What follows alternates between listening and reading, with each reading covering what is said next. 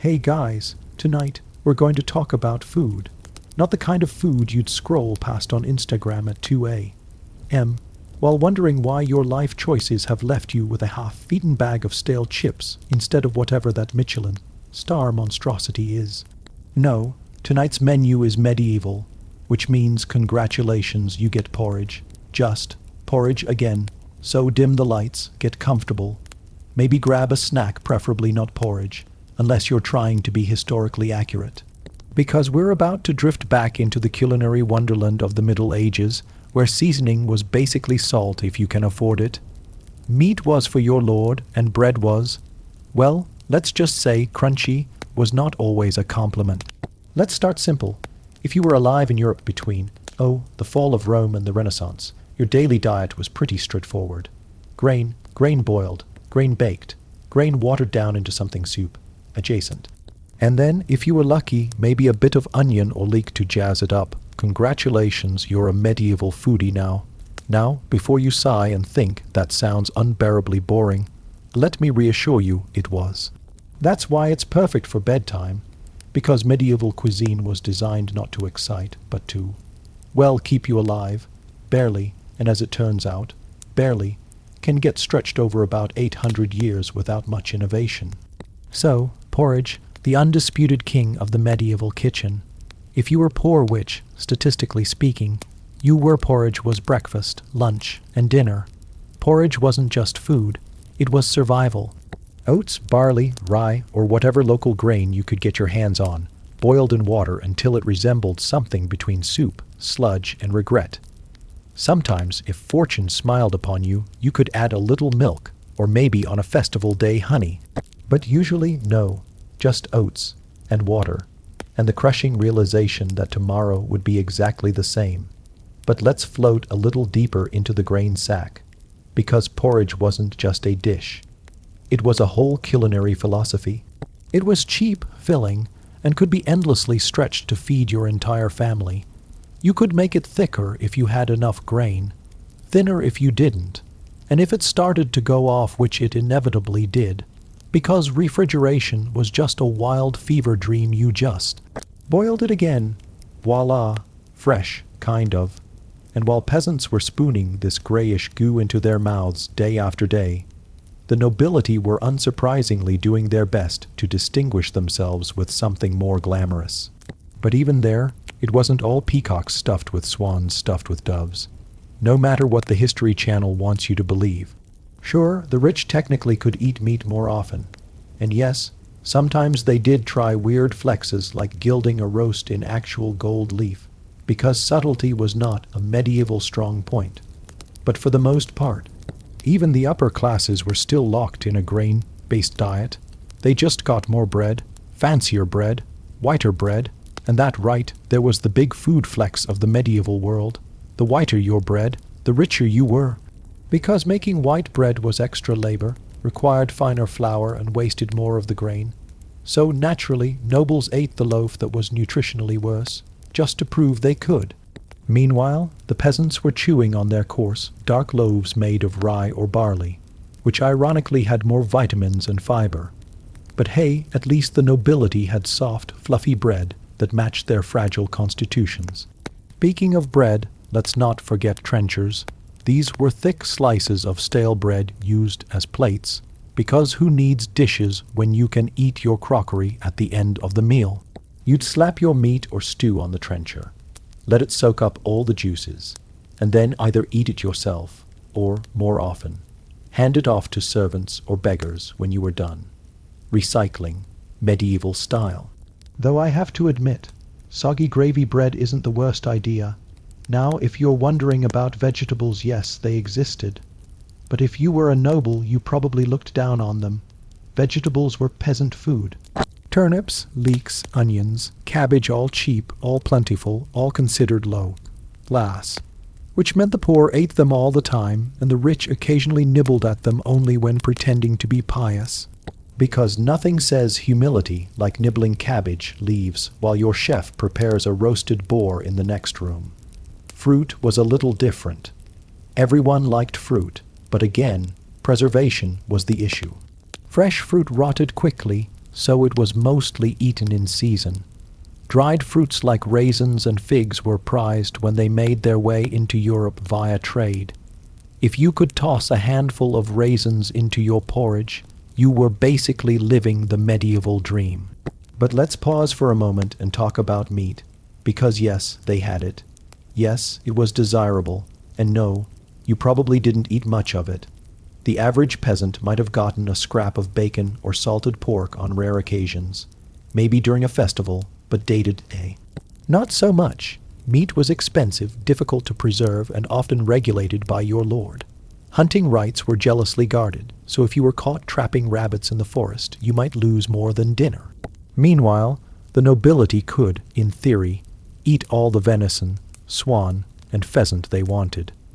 In practice, though, medieval kitchens had to rely heavily on preservation methods like salting, smoking, and pickling, which meant your luxurious roast deer was probably several months old, heavily salted, and about as tender as a medieval boot. But hey, at least it wasn't porridge. Let's not forget fish, because the medieval calendar was jam-packed with fasting days when meat was off limits. Depending on the century and your region, you could be looking at more than 100 days a year when fish was the only option. Fresh fish if you lived near water, salted or dried if you didn't. And let's be honest, salted cod is not winning any culinary awards, but it got the job done. Now dairy, milk, cheese, butter. For the poor, milk was mostly for making cheese or butter, because fresh milk spoiled fast. Cheese was a staple, though hard, salty, and lasting long enough to keep you going through winter. Butter was more common in Northern Europe, while olive oil was used further south, which incidentally is why some medieval fasting rules allowed butter but not olive oil, or vice versa. Because if there's one thing the church loved, it was making food rules complicated. And let's not forget drinks, because trust me, you weren't chugging clear, refreshing water, not unless you wanted dysentery as your dinner guest. People drank small ale, basically a weak, watered-down beer every day. It was cheap, it was mildly alcoholic, and most importantly, it was safer than water. Children drank it too, because nothing says healthy medieval childhood, like a daily pint of beer. The upper classes, of course, imported wine. Red, white, spiced whatever could be shipped in from the south. Wine was expensive, which made it the perfect status symbol, even if it tasted terrible after months in a barrel, which it usually did. And so, the cycle continued, day after day, year after year. Porridge in the morning, coarse bread and ale for lunch, maybe some onion stew if you were lucky, and then, yes, more porridge at night, for centuries. Generations, an unbroken line of oat-based mediocrity stretching through the entire Middle Ages. But here's the thing, people survived. They lived, they farmed, they had kids, and they trudged through muddy fields fueled almost entirely by gruel. Was it exciting? Absolutely not. Was it nutritionally balanced? Not remotely. But it was just enough to keep medieval Europe shambling along. And maybe, just maybe, that's the secret beauty of porridge. Let's drift a little further because as boring as this menu sounds, medieval people actually had very strong opinions about food, about what was healthy, what was dangerous, and what was morally acceptable. And those opinions, predictably, were just as weird and unappetizing as the food itself. So, we've established that medieval food was not exactly a thrill ride. Mostly porridge, bread, some vegetables, and the occasional scrap of meat if you were lucky. But here's where it gets more fun, or at least more absurd, because medieval people didn't just eat what they had. They also believed quite sincerely that what you ate shaped your soul, your body, and sometimes even the weather. Welcome to the world of medieval dietetics. Basically, this was a mix of medicine, superstition, and vague hand-waving about why eating cabbage might make you melancholic. The guiding principle came from the ancient Greek idea of the four humors: blood, phlegm, yellow bile, and black bile. Yes, it sounds gross. Yes, medieval physicians loved it. And yes, this meant your dinner was considered medical treatment whether you liked it or not. The idea was simple. If you were too hot and moist, you needed food that was cold and dry. If you were cold and dry, you needed something hot and moist.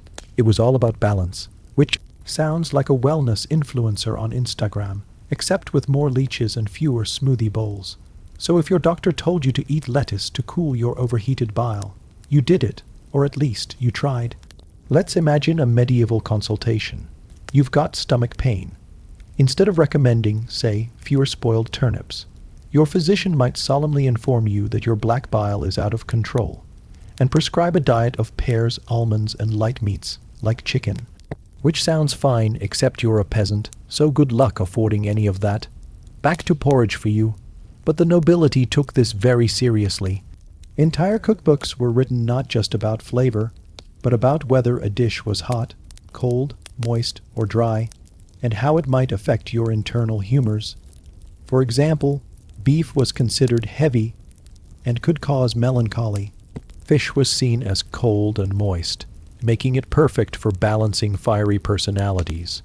Bread made from fine wheat flour was thought to be nourishing, but possibly too warming, so you might balance it out with fruit. It's basically astrology, but for your digestive tract. Now, speaking of rules, let's float gently into one of the most rigid and, frankly, exhausting parts of medieval food culture: fasting. If you were a good Christian in medieval Europe, your calendar was dotted with fasting days. A lot of them. At minimum, there was Lent 40 days of no meat, no dairy, no eggs. Then Advent, another few weeks. Then Wednesdays and Fridays, which were also technically fast days in many regions. Add in saints' days and other observances, and you're looking at over 100 days a year when you couldn't eat meat or animal products, which basically meant fish. So much fish. Fresh fish if you lived near a river or the coast. Salted fish if you didn't, and here's the catch. Salted fish was not exactly delicious. It was hard, it was dry, and it had been sitting in a barrel for months. Imagine chewing on jerky that tastes like the ocean and despair. That was dinner, but people were clever. They bent the rules in increasingly weird ways. For example, some monks argued that beavers counted as fish because they lived in the water. And yes, they ate beaver tails during Lent. Similarly, barnacle geese, a type of bird, were thought to grow from driftwood, which technically made them fish, in some churchmen's eyes, convenient. And while the church was trying to keep people humble with fasting rules, the wealthy turned it into yet another opportunity to show off. Because if you couldn't eat meat, you could still eat luxurious fish. Rich households imported eels, sturgeon, and even whale meat. They spiced it, baked it in elaborate pies, or molded it into shapes that looked suspiciously like forbidden foods. A fish pie that looked like a roast chicken. Totally fine, apparently. God was not fooled, but your dinner guests were impressed. Now, let's drift back to the humbler classes. For peasants, fasting days didn't change much. They weren't eating much meat anyway. They just skipped the rare bit of bacon and doubled down on their porridge. Maybe add some peas, if they had them. Lent was essentially same menu as usual, but even less fun. Speaking of peas, let's talk legumes. Because beans, peas, and lentils were the backbone of peasant diets. Cheap, filling, and easy to grow. Monks in particular leaned heavily on legumes during fasts, which is one reason monasteries were not exactly known for their pleasant aromas. Beans plus silence plus a vow of enclosure. You can imagine the results. Another charming belief. Some medieval doctors warned that beans were dangerous because they caused melancholy. Which, to be fair, was probably true if your entire diet was beans. Others claimed beans could make you too lustful, which is an interesting interpretation of gas. Either way, beans were both beloved and feared, which is kind of the theme of medieval food in general. Now, let's float to sweets, because yes, medieval people had a sweet tooth. Honey was the main sweetener for most of the period. Sugar existed, but it was imported from the Middle East and insanely expensive. Nobles treated sugar as both a luxury food and a medicine. You might be prescribed sugar-coated spices as a digestive aid, or given sugared almonds at the end of a feast. It was basically edible medicine with the bonus of tasting good. And speaking of feasts, let's wander for a moment into the noble dining hall. Picture long tables, roaring fires, and an endless parade of dishes. Except, again, don't get too excited. Yes, sometimes they served bizarre showpieces, like a roast peacock dressed in its feathers, or pies that released live birds when opened. But most of the time, it was just endless roasts, stews, and breads. Heavy food cooked with lots of spice, not for flavor balance, but to show off how much expensive spice you could afford. Cinnamon, pepper, ginger, saffron, all imported, all pricey, all sprinkled liberally on food that had probably been salted to death months earlier. The irony, peasants eating their humble vegetable stews were probably getting more vitamins than the nobility scarfing down slabs of salted beef sprinkled with nutmeg. But hey, if your bread was white and your pepper freshly ground, you were winning the medieval status game. Now, I don't want you to think that everyone was miserable. People did find joy in food when they could. Festivals and feast days were chances to splurge, to roast an animal, to bake pies, to drink more ale than usual. Weddings and holidays meant shared meals, laughter, and a break from the monotony of porridge. But still, when the feast ended, the porridge was waiting. One last note before we drift further. Medieval people were deeply suspicious of overeating. Gluttony was one of the 7 deadly sins, after all. Writers and preachers warned constantly against eating too much, drinking too much, or indulging in luxury foods. Which sounds noble, until you remember that the people writing these warnings were usually monks, who had a steady supply of fish, cheese, and beer, while peasants were just trying not to starve. Perspective was not the medieval strong suit. So, to sum up this chapter of our culinary bedtime story, medieval diets were shaped as much by belief, ritual, and social hierarchy as they were by actual food. The poor ate porridge, beans, and coarse bread because that's all they had. The rich ate fancier bread, salted meats, and exotic spices because they wanted to prove they could. And everyone, rich or poor, had to navigate the endless maze of fasting rules, humoral theory, and the occasional barnacle goose masquerading as a fish. Let's float onward into the kitchens themselves, because if you thought the food sounded dreary, wait until you hear about how it was actually cooked. All right, so far we've eaten the porridge, we've chewed through the bread, we've sighed at the salted fish and politely nodded at humoral theory. But now let's take a little sleepy wander into the kitchens themselves, because while the food might have been dull, the way it was prepared was also dull, but in a charming, slow-paced, oh good, they survived somehow, kind of way. Let's start small. If you were a peasant, your kitchen was basically a fire pit, maybe a hearth if you were lucky, a pot or two suspended over the flames. Cooking was usually communal, because fuel was expensive, and pots were not exactly plentiful. Your daily stew, or pottage, as it was called, just sat there simmering day after day. People tossed in whatever they had, scooped out portions when it was time to eat, and added more water and vegetables as needed. It was the medieval equivalent of a slow cooker, except without the Pinterest boards. Now, if you're imagining something rich and savory, slow down.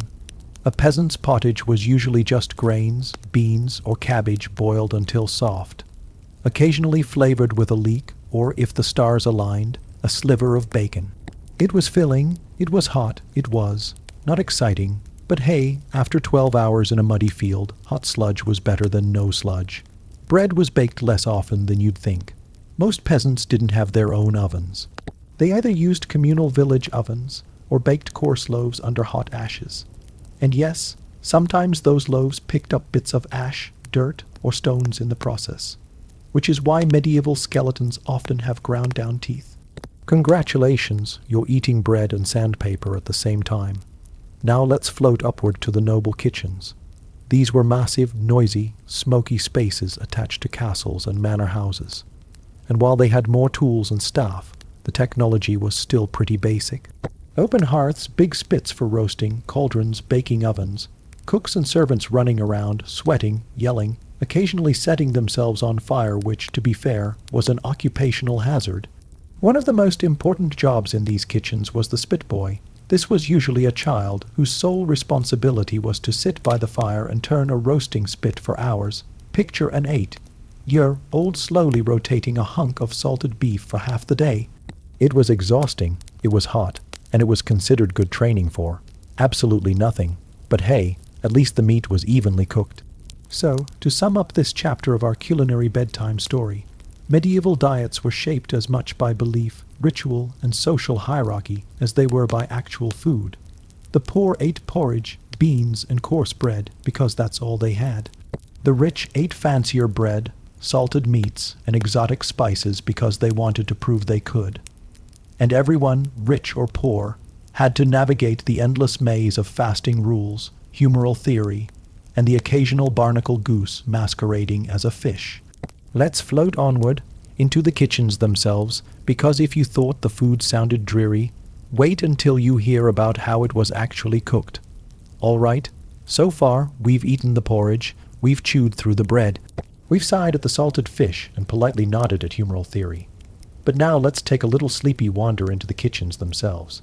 Because while the food might have been dull, the way it was prepared was also dull, but in a charming, slow-paced, oh good, they survived somehow kind of way. Let's start small. If you were a peasant, your kitchen was basically a fire pit. Maybe a hearth if you were lucky. A pot or two suspended over the flames. Cooking was usually communal, because fuel was expensive, and pots were not exactly plentiful. Your daily stew, or pottage, as it was called, just sat there simmering day after day. People tossed in whatever they had, scooped out portions when it was time to eat, and added more water and vegetables as needed. It was the medieval equivalent of a slow cooker, except without the Pinterest boards. Now if you're imagining something rich and savory, slow down. A peasant's pottage was usually just grains, beans, or cabbage boiled until soft, occasionally flavored with a leek, or if the stars aligned, a sliver of bacon. It was filling, it was hot, it was not exciting, but hey, after 12 hours in a muddy field, hot sludge was better than no sludge. Bread was baked less often than you'd think. Most peasants didn't have their own ovens. They either used communal village ovens or baked coarse loaves under hot ashes. And yes, sometimes those loaves picked up bits of ash, dirt, or stones in the process, which is why medieval skeletons often have ground-down teeth. Congratulations, you're eating bread and sandpaper at the same time. Now let's float upward to the noble kitchens. These were massive, noisy, smoky spaces attached to castles and manor houses. And while they had more tools and staff, the technology was still pretty basic. Open hearths, big spits for roasting, cauldrons, baking ovens, cooks and servants running around, sweating, yelling, occasionally setting themselves on fire, which, to be fair, was an occupational hazard. One of the most important jobs in these kitchens was the spit boy. This was usually a child, whose sole responsibility was to sit by the fire and turn a roasting spit for hours. Picture an 8-year-old slowly rotating a hunk of salted beef for half the day. It was exhausting, it was hot, and it was considered good training for absolutely nothing. But hey, at least the meat was evenly cooked. Another fun fact, kitchens were often separate buildings from the main hall, especially in castles. Why? Because they caught fire a lot. Nothing ruins a medieval banquet like your roast boar setting the entire manor ablaze. So, kitchens were shoved off to the side, where the flames could only destroy a wing or two instead of the whole estate. Preservation was another big part of the culinary routine. Remember, no fridges. So how did you keep food from rotting? Well, you salted it, heavily. Salt was one of the most important commodities in medieval Europe. People mined it, traded it, and sometimes even used it as a form of currency. Salted meat, salted fish, salted everything. Was it delicious? Not really, but at least it didn't kill you. Smoking was another method. You'd hang meat or fish over a smoky fire until it dried out. This gave it a longer shelf life and a distinctive flavor. Pickling was also common, especially for vegetables. Vinegar was a household staple, used to preserve, clean, and sometimes even disguise the taste of food that was already past its prime.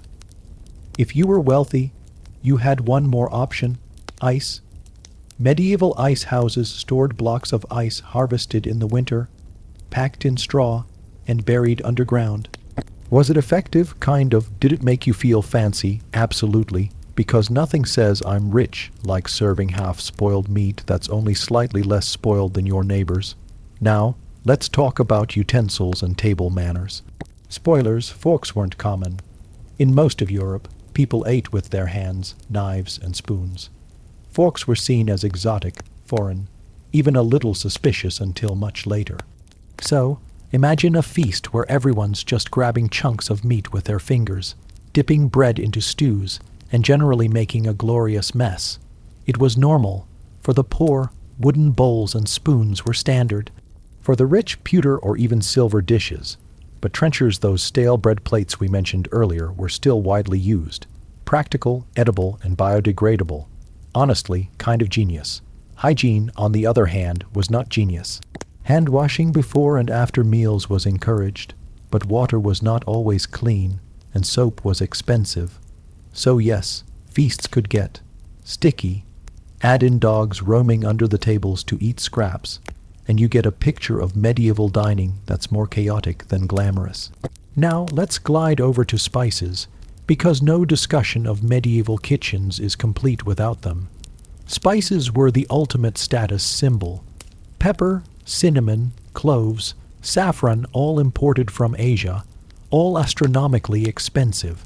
To sprinkle pepper on your food was to literally sprinkle wealth. Some nobles bought spices not to eat them, but to lock them in chests and show them off like jewelry. Spices were medieval flexing. The irony. Too much spice could actually overwhelm the food, but subtlety wasn't really the goal. The goal was to prove that you, unlike your porridge-eating peasants, could afford to season your salt. Cured beef with a pinch of imported nutmeg. Was it tasty? Maybe. Was it worth its weight in gold? Probably not. But it definitely impressed your dinner guests, and that's what mattered. Cooking methods themselves were surprisingly creative. Cooks loved to color food with natural dyes, saffron for yellow, spinach for green, beetroot for red. Sometimes they reshaped food into whimsical forms.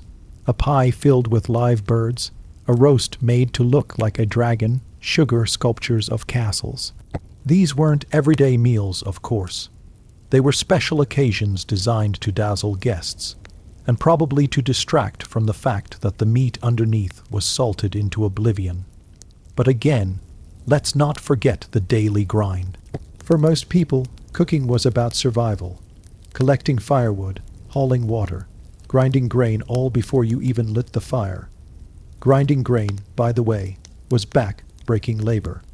Hand mills were heavy, slow, and exhausting to use, which is why water mills and windmills became such game changers in medieval Europe. They freed up time and labor, which peasants could then spend on, well, more farm work, but at least they weren't grinding barley by hand for 6 hours a day anymore.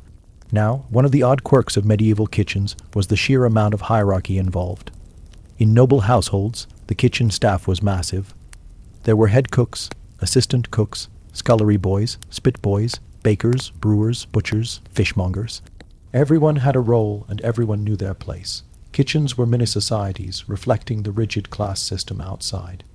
Even in food preparation, peasants stayed peasants and lords stayed lords. But if you were poor and running your own household, it was just you, your pot, and your fire. You cooked what you had, you preserved what you could, and you hoped the stew lasted until the next harvest. Romantic? Not really. Functional? Absolutely. So, what's the takeaway from our cozy kitchen tour? Cooking in the Middle Ages was a lot of work, a lot of smoke, and not a lot of flavor. But it kept people alive, and sometimes, just sometimes, it produced a feast that was worth writing about. Even if that feast included a pie that doubled as an aviary. And with that, let's drift to one more part of this sleepy banquet. Because we've talked about food, beliefs, and kitchens. But what about the actual experience of sitting down at a medieval table? The rituals, the customs, the endless waiting for your lord to be served before you could touch your porridge. Yes, it was just as rigid and weird as you'd expect. So, we've harvested the porridge, salted the fish, and peeked into the smoky kitchens. But now comes the main event, sitting down at the medieval table itself. And let me tell you, this wasn't just grab a plate and dig in. Oh no, Dining in the Middle Ages was less about food and more about order. It was theater, but instead of applause, you got indigestion. First, the seating. Who sat where was a big deal. At noble feasts, the lord of the manor sat at the high table, usually raised on a platform so everyone could see just how important he was. Directly beside him were honored guests, bishops, visiting knights, or anyone whose favor he wanted to curry. The further you were seated from this high table, the lower your social status. If you found yourself eating in the back corner near the door, congratulations, you were basically medieval background noise. Peasants, of course, didn't have these elaborate arrangements. A family would sit around their fire, bowls in hand, spoons at the ready. But even then, hierarchy snuck in. The father of the household usually got the best bits, or at least the largest portion. Children and servants picked up whatever was left. Egalitarianism was not on the medieval menu. Now, table settings, forget your modern forks, knives, and napkins. Most people ate with their hands, sometimes using a personal knife they carried with them. A single communal bowl might hold the stew, with bread trenchers or wooden bowls serving as plates. Everyone dipped in, double, dipped and probably triple, dipped because hygiene was a flexible concept. Spoons were common, mostly for soups and pottages, but forks, not really. They existed in Byzantium and Italy earlier, but in most of Europe, people thought forks were pretentious. Why bother with two prongs when you have perfectly good fingers? It wasn't until much later, in the Renaissance, that forks finally clawed their way into fashion. Until then, medieval dining was finger food, whether you were eating porridge or roast swan. What about manners? Well, there were rules, lots of rules. Medieval etiquette books survive, and they're fascinating in the most boring way possible. For example, don't pick your teeth with your knife. Don't wipe your greasy fingers on the tablecloth. Don't slurp too loudly. Don't stick your hand in the communal dish if it's still full. And my personal favorite, don't scratch yourself while eating. Which raises the question, how often was that happening that they needed to write it down? Hand washing was another ritual. Servants would bring around basins of water before and after meals. This wasn't just about hygiene, it was also symbolic. A way to demonstrate purity and good manners. Of course, if the water itself was dirty, the symbolism may have been stronger than the sanitation. But hey, at least the thought was there. Now let's drift into the rhythm of a meal. If you were a noble at a banquet, you didn't just sit and start eating. You waited, because food came out in courses, sometimes as many as 7 or 8. Each course included multiple dishes, meats, pies, stews, vegetables, sometimes elaborate sugar sculptures. But here's the catch, not everyone got everything. The best dishes were reserved for the high table. Lower tables might get simpler versions, or just leftovers. If you were really low on the ladder, you might only see the bread and broth. Meanwhile, music and entertainment filled the gaps. Minstrels played lutes, poets recited verses, jesters told jokes. It wasn't just a meal, it was a performance, because nothing pairs with salted venison quite like a juggling act. For peasants, meals were simpler, but still had a rhythm. Breakfast was rare, maybe some bread if you were lucky. The main meal came midday, after hours of labor in the fields. A big bowl of pottage, maybe some bread, maybe cheese. Supper was lighter, usually whatever was left over, and then back to bed, ready to do it all again. Meals were functional, not entertaining. No juggling, no poetry, just survival. Now drinks. Water was often unsafe, so ale was the staple for peasants. Weak, low-alcohol ale, brewed at home or in the village. It was basically liquid bread, filling, hydrating, and just strong enough to make the day a little easier. Nobles, of course, had wine. Imported if possible, local if not. But even they drank watered-down wine or ale with meals. The idea of having plain water at the table was rare, unless you were very desperate or very unlucky. At feasts, drinking had its own rituals. Toasts, pledges, sometimes even drinking contests. It was a way to build camaraderie, or at least excuse your bad table manners. Of course, too much drinking could lead to trouble. Medieval chroniclers loved to write about rowdy feasts that ended in brawls. Which, honestly, is not that different from a modern office holiday party. But let's not forget the quiet majority. Most meals were uneventful. A bowl of stew, a crust of bread, some ale, shared in silence or with quiet conversation about crops, weather, or the latest village gossip. Not glamorous, not memorable, but it kept people alive, and that, in the end, was the point. One last quirky detail, leftovers. At noble tables, uneaten food wasn't just thrown away. It was often collected and redistributed to servants, or even given as alms to the poor. This practice was called almonry, and while it sounds charitable, it was also a way to remind everyone of their place. The Lord feasted, the peasants got scraps, and the social order stayed intact, one stale trencher at a time. So what have we learned? Eating in the Middle Ages was about more than just food. It was about hierarchy, ritual, and symbolism. From the Lord's gilded salt cellar to the peasant's wooden spoon, every meal reinforced the structure of society. And yet, at the heart of it all, people were just, eating, slowly, messily, with their hands, just like us. And with that, our little table side nap is complete. We've explored the fields, the kitchens, the recipes, and the etiquette. There's only one thing left to cover before we finally push away from this medieval banquet: the myths. All the strange, exaggerated, or just plain wrong ideas we have about medieval food. Spoiler, no, they didn't eat rotten meat covered in spices. But we'll save that for our final cozy chapter. So here we are, drifting toward the end of our long medieval dinner party. We've wandered the fields, peeked into smoky kitchens, stirred countless pots of porridge, and even sat politely at the Lord's table while trying not to scratch ourselves during the meal. But before we finally tuck ourselves in, it's time to talk about the myths. You know, all those things we think we know about medieval food, but which turn out to be, well, about as accurate as a Netflix historical drama. Let's start with the big one, the spices covered up rotten meat myth. This is the classic claim you hear in every badly written high school essay. Supposedly, medieval people didn't know how to store meat, so it would go rotten, and they would just dump cinnamon and pepper on it and call it a day. Honestly, no, absolutely not. First of all, spices were expensive. Hugely expensive, like sell a small farm for a sack of peppercorns at expensive. If you had access to cinnamon or cloves, you were not wasting them on covering up bad meat. You were showing off. Spice was status, a way of saying, look at me, I can afford to sprinkle imported pepper on my soup. It was basically edible bling. Second, medieval people weren't oblivious. They knew what rotten meat smelled like, they had noses.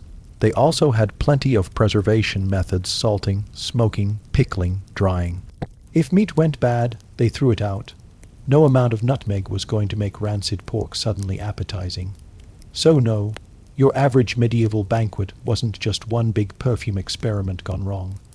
Another myth: everyone was constantly drunk because the water was deadly. Now, this one is partly true, but also exaggerated.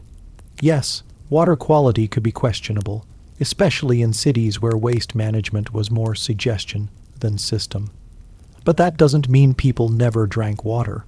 Peasants drank from wells, streams, or springs. Travelers drank from rivers. It wasn't always safe, but it wasn't instant death either. That said, ale and beer were much more reliable, especially the weak stuff brewed for daily drinking. And because it was basically liquid porridge, it made sense to rely on it. So yes, people were drinking ale constantly, but no, they weren't staggering around plastered all day. Think of it like a slightly cloudy Gatorade. Then we get the giant turkey leg myth. Blame this one on Renaissance fairs. You know the image: a burly knight chomping on a massive roast turkey leg, grease dripping down his chin. The problem: turkeys are from the Americas. Europeans didn't even see them until the 1500s, long after the Middle Ages. If you wanted a big leg of something in the 13th century, it was probably goose, swan, or maybe boar. But not turkey. Sorry to ruin your jousting feast fantasy. Speaking of swans, here's another misconception: that medieval people were constantly eating exotic animals. Now, yes, they sometimes did. Nobles might serve peacock or swan at banquets, sometimes even roasted and then redressed in their own feathers for dramatic effect. Very Instagram-worthy if medieval Instagram existed. But for the vast majority, daily life was much more ordinary. No roasted phoenix, no dragon steaks. Just bread, porridge, fish, cheese, repeat. And then there's the myth that medieval food was bland. This one is actually a little unfair. If anything, nobles loved spices and strong flavors, the more exotic, the better. Recipes survive with heavy doses of ginger, pepper, saffron, even sugar, which was treated like a spice. Sweet and savory combinations were common to think chicken cooked with almonds, raisins, and cinnamon. Not bland at all, though probably a bit strange to a modern palate.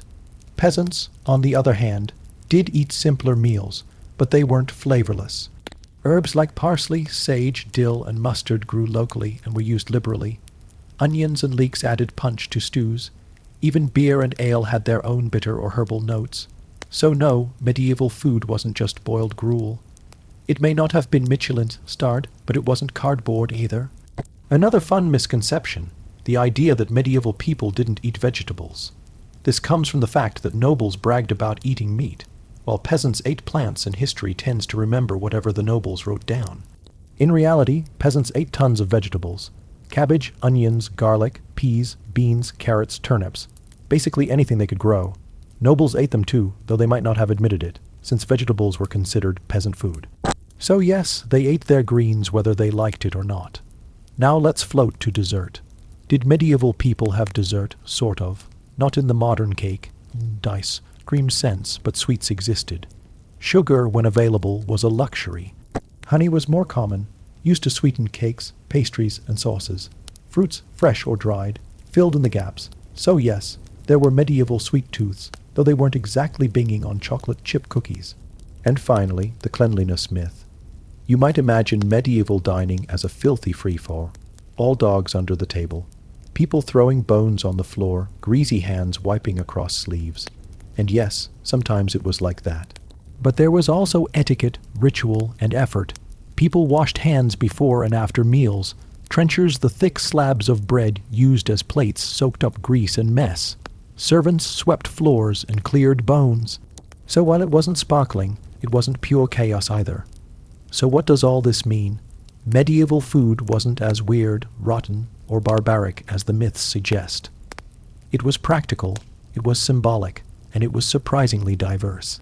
And yet, at the core, it was always about survival. Keeping bellies full, keeping bodies working, and keeping the endless cycle of bread and porridge turning.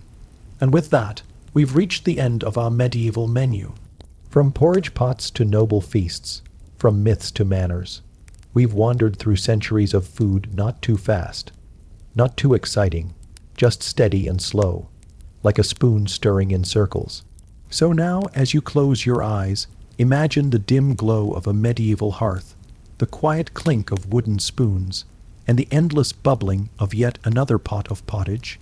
The Middle Ages were long, life was hard, but at least the porridge never ran out. So here's the thing, if you're used to 3 meals a day, breakfast, lunch, dinner, the medieval schedule would throw you completely off. Or maybe it wouldn't, because everything back then was either fasting, feasting, or just pretending you weren't hungry until someone finally rang a bell. Technically, most people didn't really do breakfast. It wasn't considered respectable. Eating first thing in the morning was associated with gluttony, laziness, and being sort of a medieval couch potato. Monks scolded people for it, which is funny, because monks were also sneaking little snacks called collations between prayers. Because nothing says holy self-denial like sneaking bread behind a wall. Instead, the day usually started with surprise chores. Feed the animals, haul the water, try not to die of boredom, the classics. Only after a solid few hours of being tired and cranky did the first proper meal show up. This was called dinner, but it happened at, 10 a.m. to noon, which means medieval dinner was actually brunch, but without the bottomless mimosas. Instead, you got wait-for-it porridge, or bread, or porridge with bread. It's amazing anyone kept track of time at all.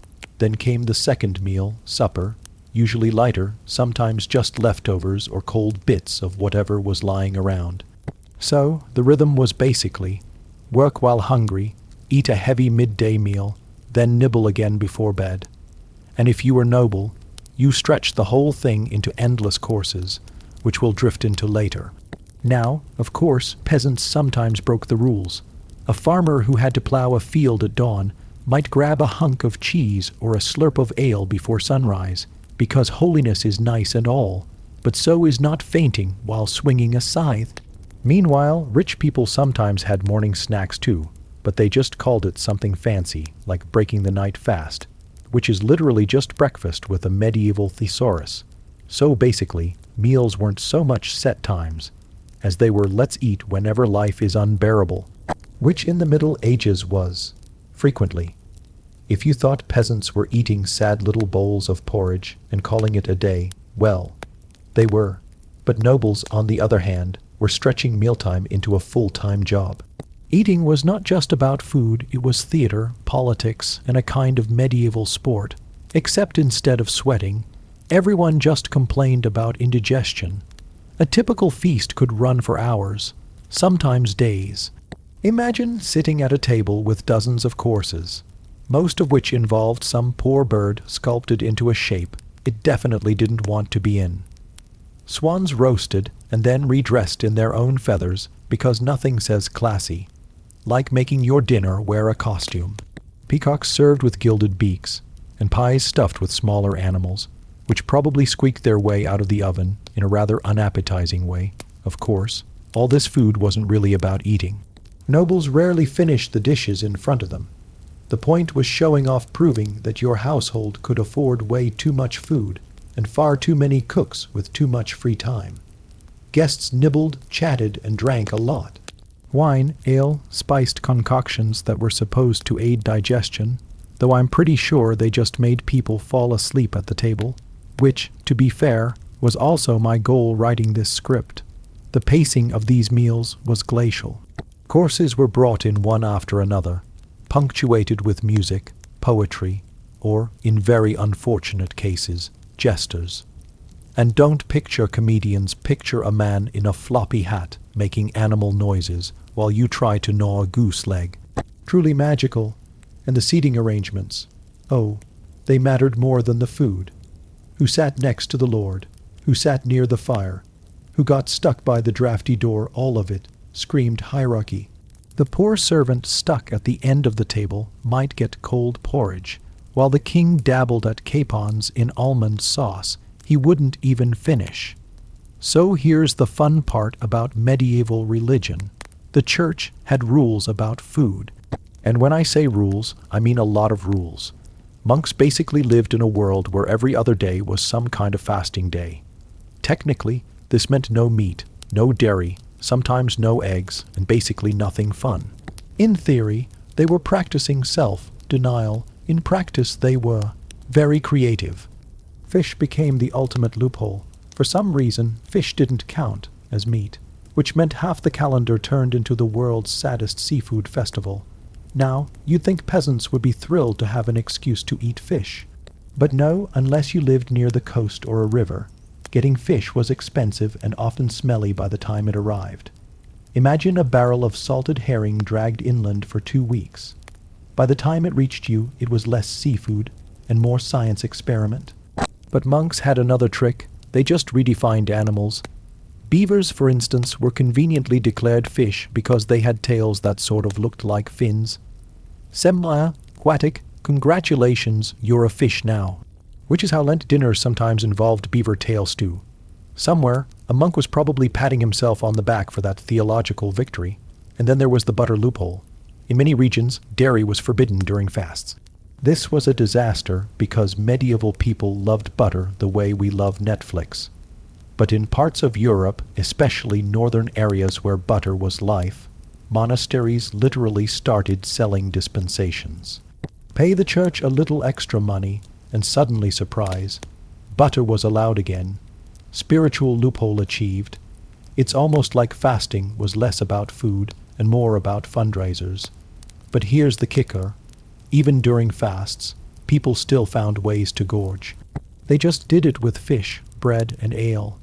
Imagine a monk solemnly declaring, "We are fasting today," while sitting in front of 6 different fish pies, eel stew, almond milk custard, and of course, bread. Always bread. If you're wondering how fasting days turned into feasts, the answer is medieval logic. Now, let's float back into the noble dining hall. because the food wasn't the only part worth noticing. The manners were, frankly, a nightmare. Forget about forks. Forks existed, but they were considered suspiciously fancy, even a little sinful. Why stab your food with prongs when God gave you hands? So most people just tore hunks of meat with their fingers and wiped them on the nearest tablecloth, dog, or unlucky servant. Plates, or trenches, were often just big slabs of stale bread. You piled your food on top, let the juices soak in, and when you were done, you could eat the bread. Or if you were feeling generous, you tossed it to the poor. Which means the medieval poor were literally eating the tableware. Sustainable, sure, but also deeply unappetizing. Drinking was another spectacle. Shared cups were common, meaning you might sip your wine right after your sweaty neighbor. Very bonding, very plague-friendly. Nobles at least had elaborate goblets, sometimes so heavy with gold and jewels that they were more decoration than vessel. But peasants, clay mugs, wooden bowls, or whatever could hold liquid without leaking. If it dripped a little, well, hydration was overrated anyway, and then there was etiquette about bones. You weren't supposed to toss them on the floor, although many people did. You were meant to put them neatly back on the trench. Because nothing says polite society like stacking bones on your bread plate like a Jenga tower. Oh, and slurping, totally fine. Loud chewing, normal. Picking your teeth with your knife, acceptable. The medieval dining table was not the place for your modern chew with your mouth closed nonsense. Honestly, by modern standards, it must have looked like an all-you-can-eat buffet inside a zoo enclosure. Now, let's talk utensils. Forks, as I mentioned, were rare and scandalous. But knives, oh, knives were everywhere. Everyone brought their own. You didn't expect your host to provide one. You carried a personal eating knife tucked in your belt. Very practical, but also slightly terrifying. Dinner was essentially a room full of armed people casually sawing at meat. What could possibly go wrong? Spoons were more acceptable, mostly for soups, stews, and the endless parade of pottages. They could be made of wood, horn, or, if you were wealthy, silver. And yes, the humble spoon was the most civilized object on the medieval table. Which is probably why spoons get so little historical attention. They were just too normal. The lack of utensils meant a lot of food got everywhere, fingers greasy with meat, sleeves dipped in broth, crumbs lodged in beards. It was a sensory experience, to put it politely. Hand washing before meals was important not because anyone cared about germs, they didn't know germs existed, but because no one wanted to shake hands with someone covered in gravy. So, to put it gently, eating in the Middle Ages was not elegant. It was messy, communal, and only occasionally punctuated by someone remembering to use a spoon. All right, so let's sink back into the medieval kitchen, if you can call it that, and drift into the very heart of peasant dining, which, spoiler alert, was not glamorous, not exciting, and definitely not Michelin-starred, unless you think eating the same beige slop for 40 years deserves a star, in which case congratulations, you would have thrived in the Middle Ages. The core of this diet was the ever-present porridge, or more broadly, the porridge family, which included pottage, gruel, mush, and any other charming words that basically meant boiled grains in water. Imagine oats, barley, rye, or whatever sad cereal you had on hand, soaked, simmered, and stretched until you could chew it without losing teeth. Sometimes thick, sometimes thin, sometimes flavored with a pinch of onion if you were lucky, but usually just existing in a gray zone between food and glue. This wasn't just breakfast either, no. Peasants didn't believe in meal diversity. Porridge could be breakfast, lunch, or dinner, sometimes all three, reheated, reboiled, and recycled until it had more in common with wallpaper paste than anything we'd call appetizing today. And yet, it kept you alive, which was really the only culinary standard peasants cared about.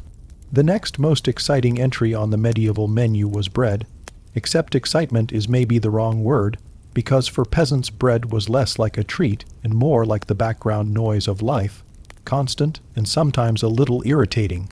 Bread could be made from wheat if you were absurdly lucky or living in a region where the soil decided to cooperate. But more often than not it was rye, barley, or oats, and occasionally a Frankenstein mix of all three, which resulted in a loaf so dense you could commit minor acts of violence And peasants did not waste food, so if the bread went stale, which it always did because preservatives weren't exactly a thing, you just softened it in ale, soup, or that same porridge again, because why not fold everything back into the grey mush? Bread wasn't always pure either. It could be bulked up with beans, peas, chestnuts, acorns, or frankly anything grindable that would stretch the flour further.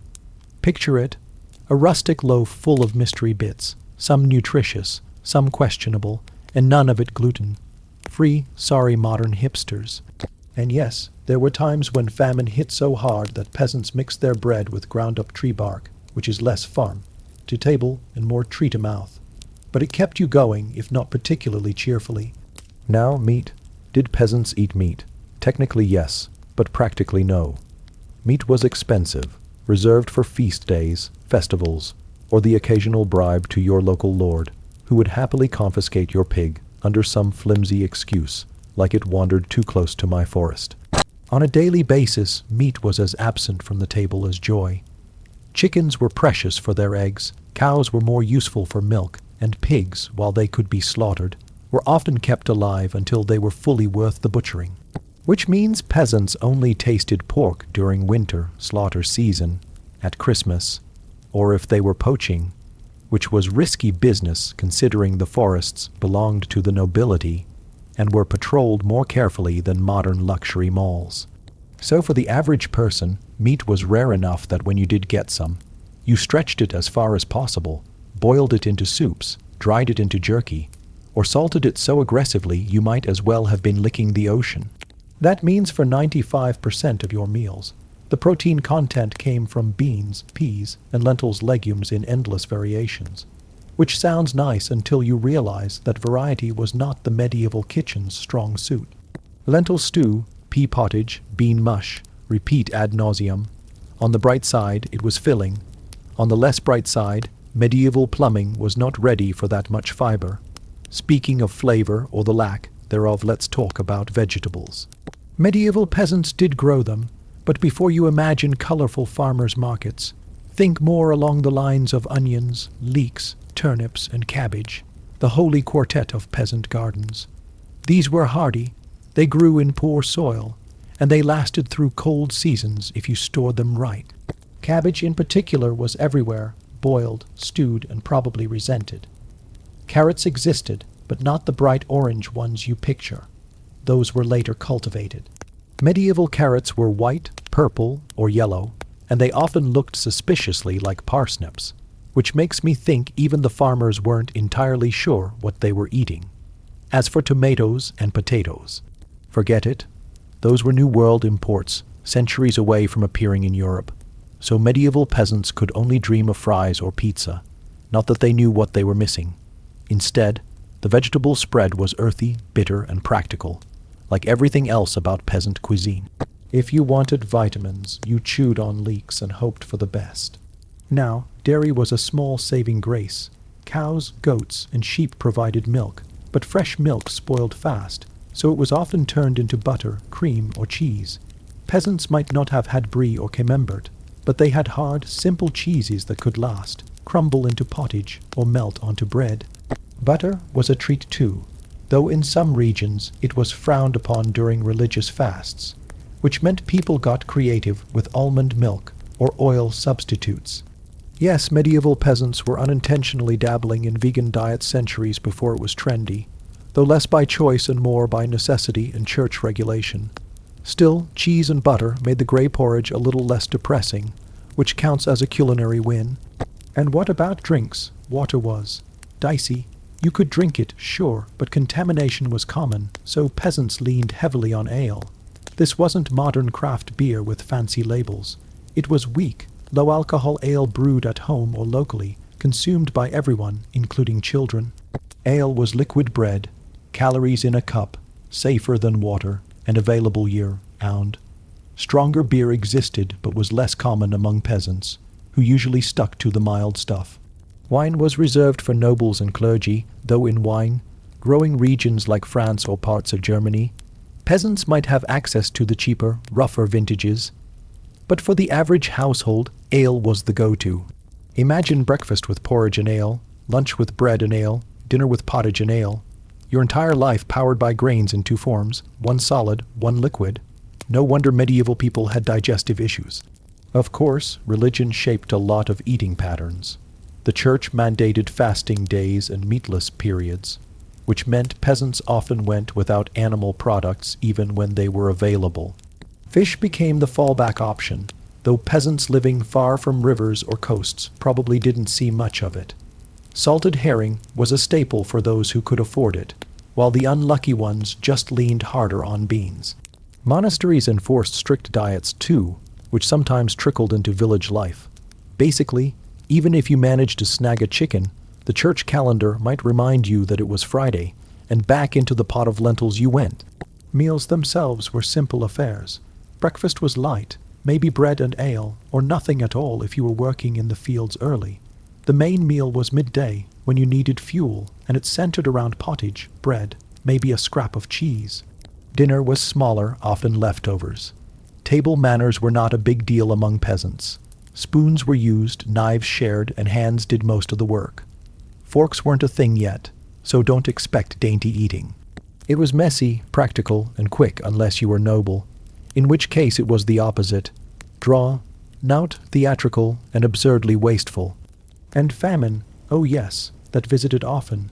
Bad harvests, cold winters, or war meant peasants had to stretch food further, substituting bark, weeds, or whatever could be boiled without killing you. Malnutrition was common, life expectancy was short, and meals were more about survival than enjoyment. Which makes it all the more fascinating that peasants still had food traditions, seasonal dishes, holiday treats, and communal feasts where everyone pooled resources. Maybe it was just more pottage with a hint of pork, but it counted as celebration. So if you were a medieval peasant, your diet was repetitive, bland, and heavy on grains and legumes. It lacked variety, but it provided the calories to keep you plowing fields, tending animals, and surviving winters. And while we might pity them today, it's worth remembering that for peasants, food was just fuel, not entertainment, not art, not culture. Their idea of cuisine was, does this keep me alive until tomorrow? If yes, then pass the porridge. Again. So now that we have covered the endlessly grey diet of the medieval peasant, let's wander into the equally thrilling, equally questionable world of medieval hygiene, where the idea of cleanliness was more of a seasonal event than a daily routine, and where smelling like you'd rolled in your own livestock was not considered an emergency, but simply part of existing. Imagine waking up in a small, smoky hut where ventilation was a vague dream, where animals often slept indoors with the family for warmth, and where the floor was made of packed dirt that doubled as both ground and garbage bin. Congratulations, you are now in the world of peasant hygiene, where your morning routine consisted of, well, not much. Soap technically existed, but let's not get ahead of ourselves. It was rough, expensive, and often reserved for laundry rather than your body. Washing hands and face with water was common enough, but full-body bathing was a rare luxury, something that might happen once a week if you were wealthy, once a month if you were lucky, or once a season if you were a typical peasant who had more pressing concerns like not starving. Water itself wasn't always clean, and dragging buckets from a stream or well was hard work. So no one was about to waste it on something frivolous like bathing when there were turnips to boil. But don't think people had no concept of hygiene. They did, just a very different one from ours. The church often preached against vanity, which meant that washing too often was suspicious, like you were more concerned with your appearance than your soul, and that was a one-way ticket to being died by your neighbors. Dirt was practically a badge of honor, proof that you worked hard, and peasants wore it proudly. In towns, public bathhouses did exist, sometimes with separate spaces for men and women, sometimes not, but they had a reputation for being less about soap and more about sin, if you catch my drift. By the late Middle Ages, many were shut down because authorities were convinced they spread disease and immorality in equal measure. So if you lived near a river, you might sneak a rinse in summer, but the rest of the year you relied on spot, cleaning with cloths, a quick splash of cold water, or simply ignoring the issue altogether. And then there were clothes, which doubled as both wardrobe and hygiene strategy. Medieval peasants did not own much. A couple of tunics, maybe one good outfit for Sunday, and undergarments that were washed more often than outer layers. Laundry was labor-intensive, involving lye, ash, beating clothes against stones, or boiling them in giant vats if you had access to such equipment. So while people did wash clothes, it wasn't happening daily, weekly, or even monthly for some. Smells layered up over time like geological strata, and everyone stank together, which is possibly the only reason no one noticed. Shoes were often leather or simple wooden clogs, and if you've ever smelled a pair of shoes worn daily without socks, imagine that multiplied by an entire lifetime. Lovely! Hair care was another fascinating subject. Peasants might trim their hair with knives or shears, but shampoo as we know it didn't exist. Instead, rinses with herbs, vinegar, or even stale beer were used occasionally. Combs helped remove lice, though lice were so common that most people simply lived with them. Head coverings like hoods, coifs, and veils helped hide the mess, and shaving your head under a cap was one easy solution if you got desperate. Women often wore their hair long but kept it braided or covered, while men might cut theirs short to keep it manageable. Beards were fashionable at times, scruffy at others, but shaving equipment wasn't exactly top tier, so expect a lot of uneven stubble. As for dental care, you're better off not imagining it.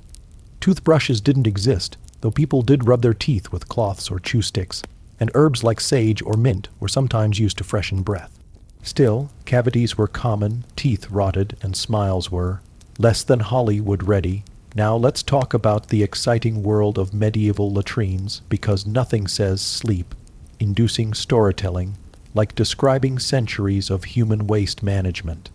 In villages, toilets were often nothing more than a hole in the ground, covered for modesty, occasionally lined with wood, and emptied when full by the unlucky soul stuck with the job. Chamber pots were common, kept under beds, and emptied into fields, rivers, or streets. Yes, streets.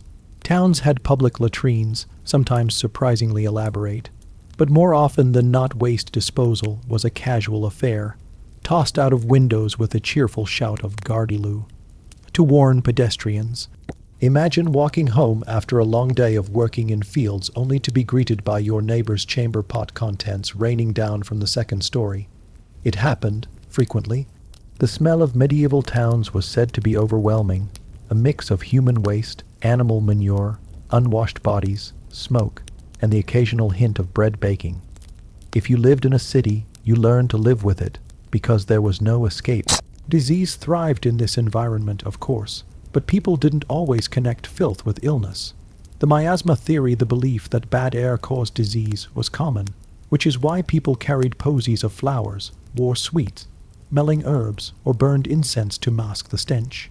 Plagues swept through Europe repeatedly, and though bathing might have helped, the cultural suspicion around cleanliness didn't encourage daily scrubbing. Instead, people focused on spiritual health, prayer, and the occasional medicinal herb, leaving germs to do their thing unchecked. But again, everyone was in the same boat, so the stink was normalized. You didn't compare yourself to modern deodorant commercials. You compared yourself to your neighbor, and if he reeked worse than you, congratulations, you were winning. Despite all this, medieval people weren't totally clueless. They valued clean water when they could get it. They knew lice and fleas were unpleasant, and they appreciated fresh air.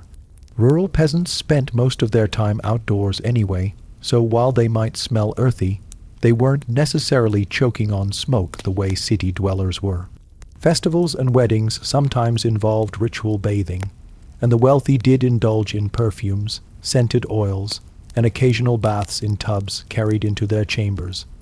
But for the majority, hygiene was a patchwork of small efforts, superstition, and a lot of tolerance for dirt.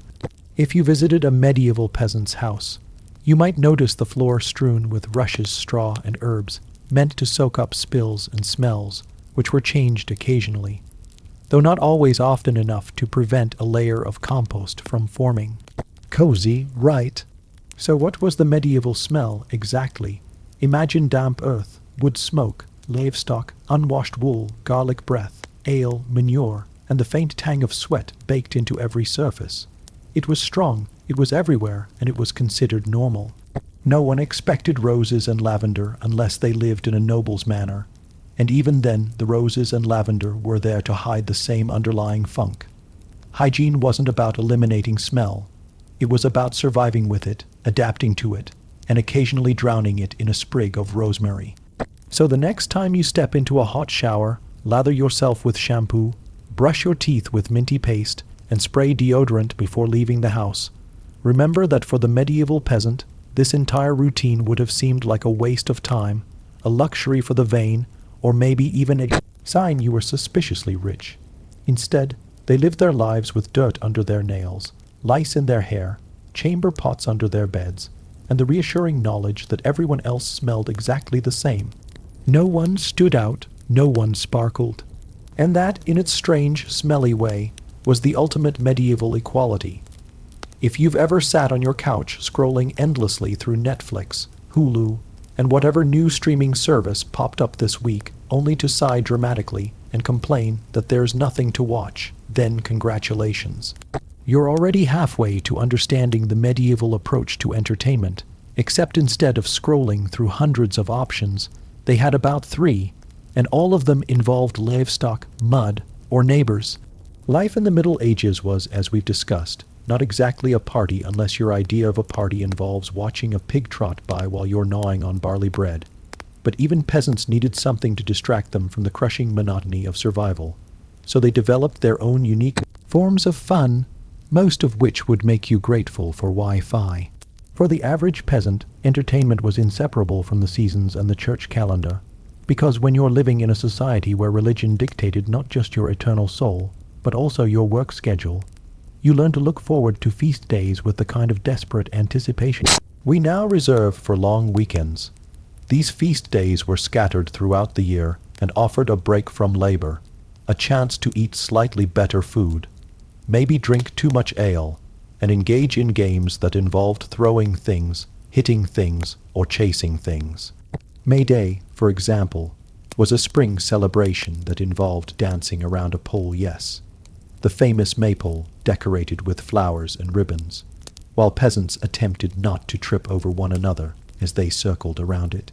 Harvest festivals brought music, dancing, and plenty of ale, because nothing says fun like drinking heavily after 2 months of breaking your back in fields. Music, of course, was a staple, though don't imagine polished orchestras or Spotify playlists. Instead, picture someone with a flute carved out of bone, a fiddle that sounded like a dying goat, or bagpipes that could summon demons if played indoors. Songs were simple, often about farming, love, or the occasional bawdy joke that slipped past church censors, and everyone joined in whether they could carry a tune or not. If you were wealthy, you could afford minstrels, traveling musicians who would sing ballads of knights, heroes, and questionable romances, but for the peasant, music was mostly homemade, enthusiastic, and about as refined as 2 cats fighting in a barn. Dancing went along with it, though medieval dance was not TikTok choreography. It was more like shuffling in circles, occasionally stomping, and trying not to spill your drink. Games were another favorite pastime, though the medieval definition of game was somewhat flexible. Children played with sticks, hoops, dolls made of rags, and anything else that could be thrown, chased, or whittled.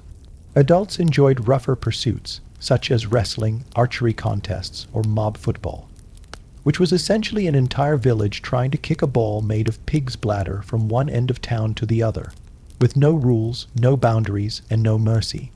Broken bones were common, but so was laughter, and no one sued anyone afterward, so I suppose it balanced out. Dice games and gambling were also popular, though frowned upon by the church, which makes sense since losing your only chicken in a bet probably led to awkward confessions.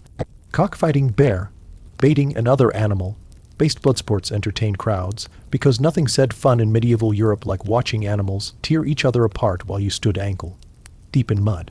If that sounds grim, remember, this was before anyone invented Candy Crush.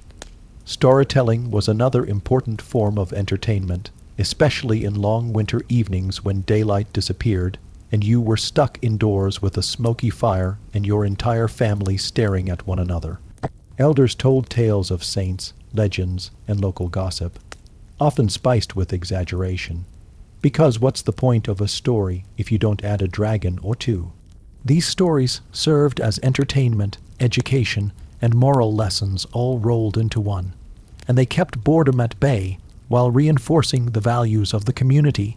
If you were lucky, a traveling storyteller might pass through, bringing new tales from distant lands, which was about as close as peasants came to having a movie night.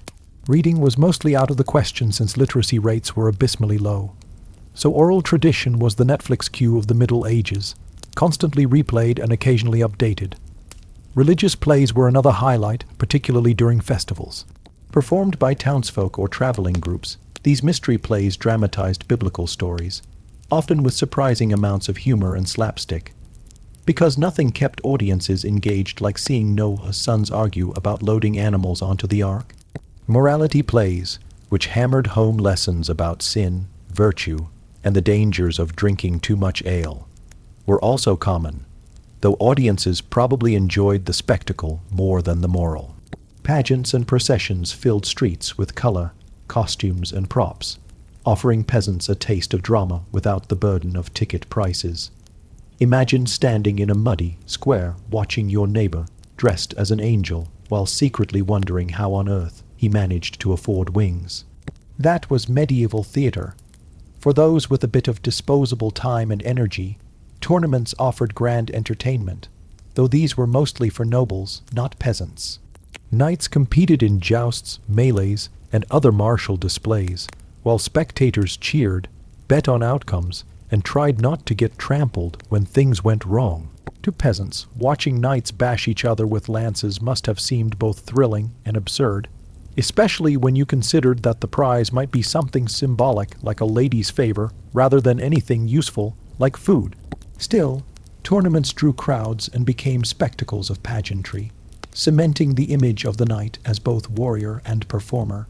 Back in the village, entertainment was often tied to alehouses, which were the social hubs of medieval life. Drinking ale wasn't just recreation. It was necessity, since water was often unsafe. But the communal atmosphere turned it into fun. People gathered, sang, played games, and swapped gossip, and the alehouse became the medieval equivalent of a bar, coffee shop, and social media feed rolled into one. Of course, overindulgence was common, leading to fights, which in turn became entertainment for everyone else. And then, of course, there was the pastime of simply watching life happen, because in a small village where nothing much changed, the appearance of a stranger, the passing of a cart, or even the unusual behavior of a goat could count as entertainment. People sat on benches, leaned on fences, and observed their neighbors, because gossip was both hobby and survival tactic. Knowing who borrowed whose oxen or who was feuding with whom could provide hours of conversational material, proving that human beings have always been nosy. So what does all of this tell us about medieval entertainment? Mostly that it was simple, communal, and closely tied to survival, religion, and the seasons. Without television, smartphones, or even books for most people, fun was what you made of it, whether that was dancing awkwardly around a maypole, shouting yourself hoarse at a football match that had no rules, or sitting in smoky rooms listening to yet another story about Saint whoever. Was it exciting? Not really. Was it enough to keep peasants from losing their minds entirely? Apparently, yes. And, when you think about it, maybe it wasn't so different from us after all. Half our modern entertainment involves sitting around with friends, laughing at nonsense, and trying to distract ourselves from the fact that life is mostly work, chores, and waiting for the next holiday. The medievals just did it with fewer special effects, and significantly more mud. And so, after drifting through centuries of meals that were never really balanced, banquets that were more about flexing than flavor, monks fasting into delirium, peasants chewing the same bread for generations, nobles parading swans in feather costumes, and everyone pretending they liked ale even when it tasted like spoiled bread soup, we come to the gentle end of our little wander through the medieval diet. It wasn't glamorous, it wasn't healthy, and it certainly wasn't Instagram-worthy, but it was consistent. People woke up, ate what they had, complained about what they didn't, and repeated the cycle until the end of their days. The truth is, Most of history is like that, not grand battles, not epic moments, just people surviving, one bowl of porridge at a time. And maybe that's the most human detail of all. Tonight, as you close your eyes and let your thoughts wander, you can imagine the quiet clatter of wooden spoons, the smoky kitchens, the endless loaves of bread, and the slow rhythm of life that carried people through centuries. Nothing rushed, nothing too exciting, just steady, simple, almost boring and somehow comforting, which, of course, is exactly the point. So if you're still awake, thank you for drifting along with me through the past. And if you're already asleep, well, then history has finally done its job. This has been Past at Peace. Good night, sleep well, and I'll see you in the next slow story from long, long ago.